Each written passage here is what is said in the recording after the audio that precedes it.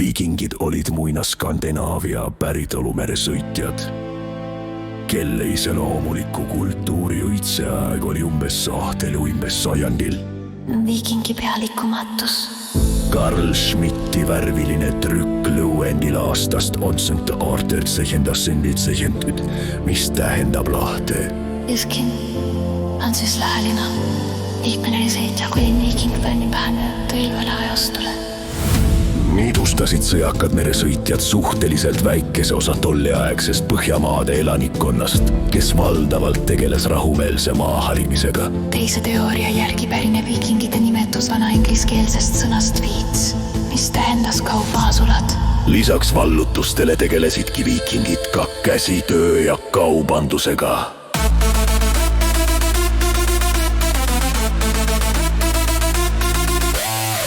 Viikingid olid osavad laevaehitajad. Nende pikklaevade trakkarite plangutus ning suur nelinurksed purjed tagasid oma aja kohta küllalt suure merekindluse. Viikingide laevastikku nimetatakse leisangriks.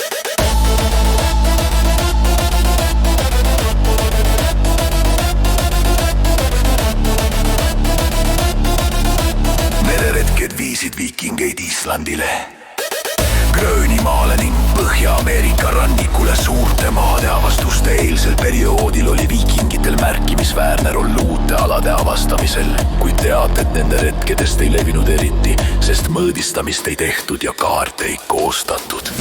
Ida suunas purjetanud viikingeid nimetati ka varjaagideks. Nende tegevus ulatus Bütsantsini ning nad mängisid olulist poliitilist rolli Kiivene riigi kunemisel. Prantsusmaa rannikul nimetati viikingeid normannideks. Viikingiretkedega tegelesid eriti Tuenessal ja Vendil. ka eestlased, eeskätt saarlased.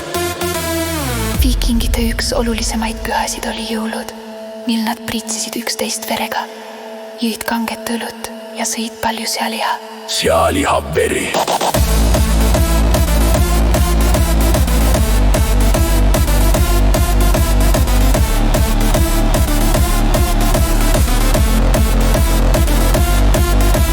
Nõrga poliitilise organiseerituse, ristiusu leviku ning sõdimisviiside arengu tõttu jäid viikingid alates talseng sajandist Euroopast tagaplaanile. Nad rajasid mitmel pool oma asulaid ning sulasid kohaliku rahva hulka. Huvi viikingide tegevuse vastu taaselustus romantismi ajastul, mil neid hakati kujutama ebaajalooliselt idealiseeritud hulljulgete võimsate sõdalastena. Hilisema popkultuuri mõjul levisid võrdlemisi ebatäpsed ettekujutused viikingite tegevusest. välimusest ja eluolust tänapäeval jäljendavad ja järgivad muinasajalu huvilised viikingiaestu ainelist ja vaimset kultuuri igapäevaelus viikingilaagrites, vestimuuridel, vabaõhumuuseumites ja teemaparkides.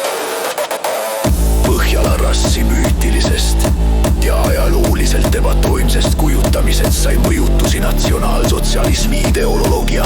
Osa viikinguhuvilisi on koondunud ootinismi, asatrud, botanismi ja tuuspaganlikke uskumusi järjevatesse religioossetesse ühendustesse.